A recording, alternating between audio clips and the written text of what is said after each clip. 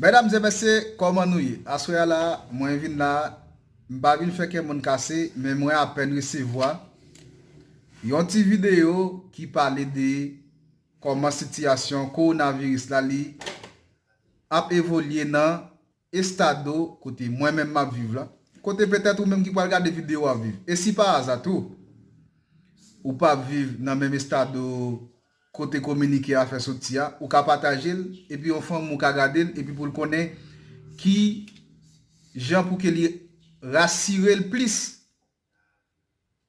que j'en te avant parce que ça lié estado côté nous te assez on a estado qui te un petit gens moins frappé mais actuellement là gouverneur de la peine sorti yon note et gen une vidéo qui circulé m'pa montrer nos vidéo majorité haïtien surtout haïtien nous gen qui nouveau dans pays a pas comprendre rien là-dedans assurément on haïtien qui 3 mois Brésil pas comprendre rien là-dedans OK parce que si tout son gouverneur qui parler pas bien pas parler emploi et des thèmes rases parce que ici Brésil les un gouvernement les un chef d'état parler li soigner langage li parce que ça li adversaire la prend parole li dit qui pas dans sens pour qu'elle combatte li.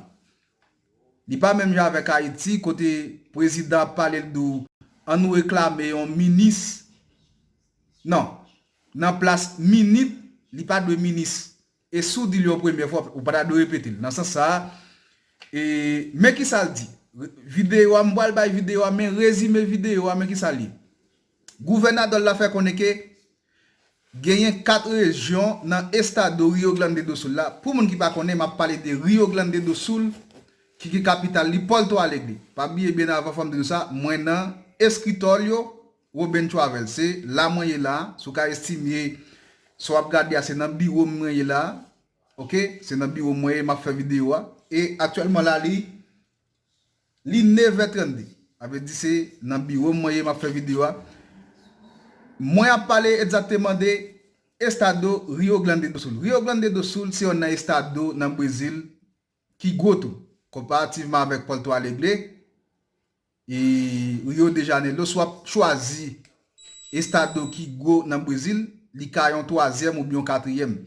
Son estado moi-même personnellement me courir déjà. Me fait tout estado ça. OK? Donc gagné 4 régions là-dedans, yo fait nous connaître qui placé parmi zone rouge ou bien ici tu et à l'aide vermeille.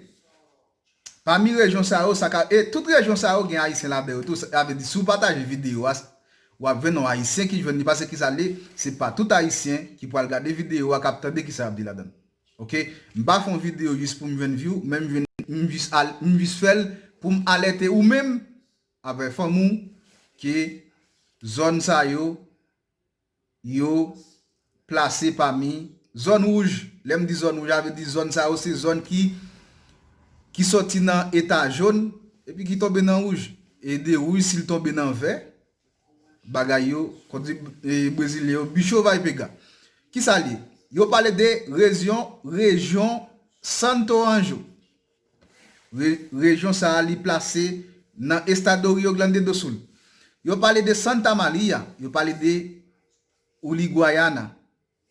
Région ça yo tout net yo fait yo en dedans estado Rio Grande do Sul là et région dernière région moi même c'est là m'a vivre dans Santa Caxias do Sul là.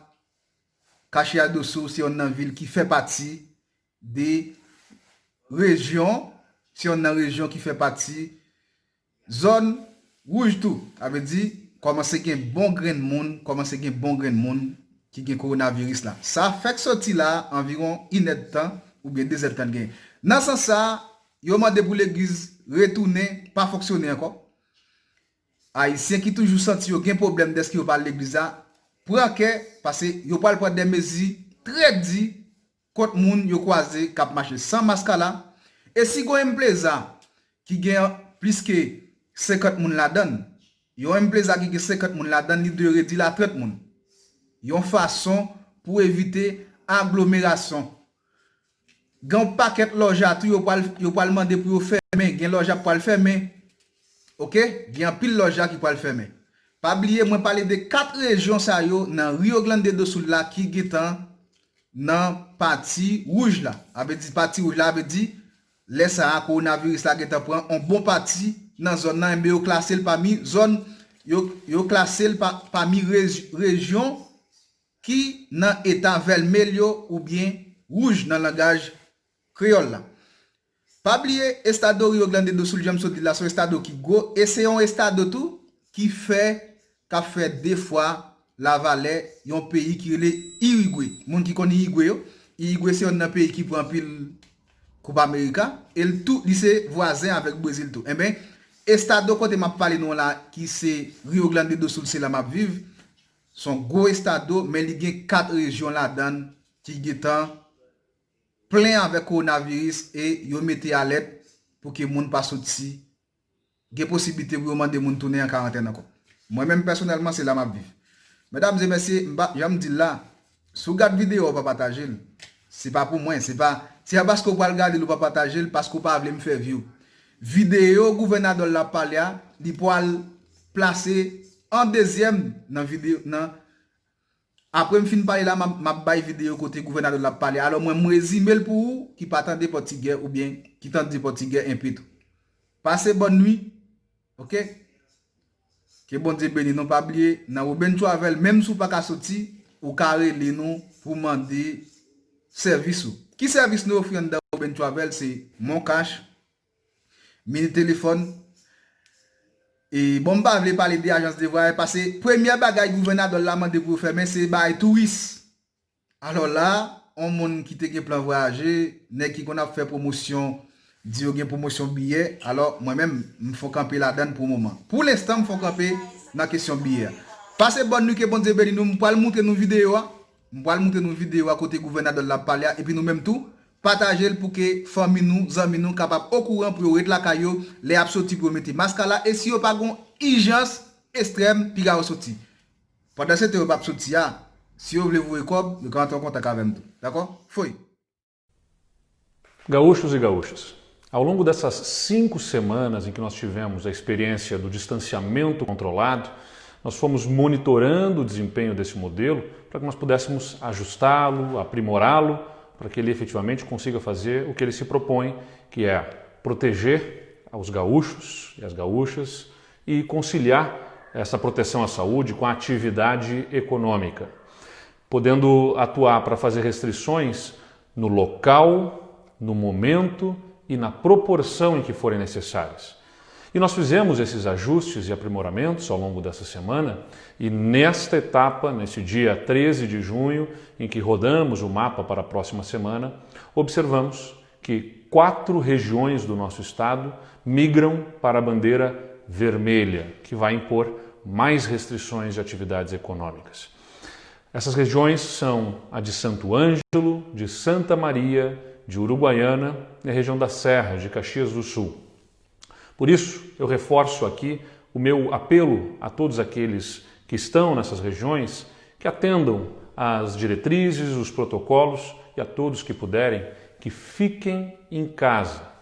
Essa bandeira vermelha, ela está prevista desde o início no nosso modelo do distanciamento controlado, que justamente impõe as restrições quando elas devem ser impostas e nas regiões e não em todo o estado de forma uniforme, para que a gente possa concentrar as restrições onde de fato são necessárias. E os indicadores dessas regiões apuram que há aumento de contágio e menor disponibilidade hospitalar para o atendimento.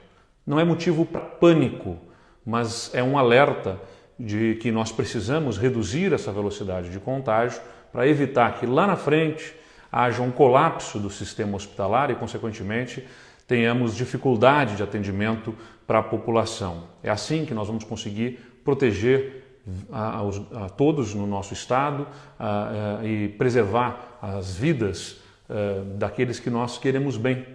Por isso, eu repito, só saiam de casa quando houver extrema necessidade. Mantenham os bons hábitos de higiene, mantenham aquelas recomendações da etiqueta respiratória, usem as máscaras e evitem aglomerações.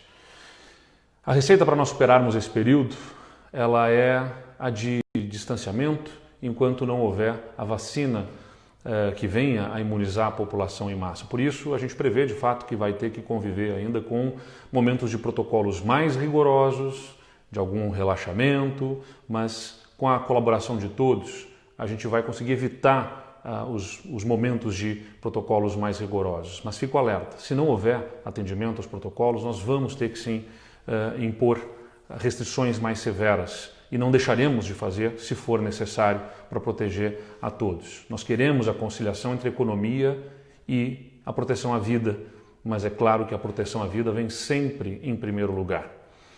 Por isso, eu reforço, está nas mãos de cada um dos gaúchos.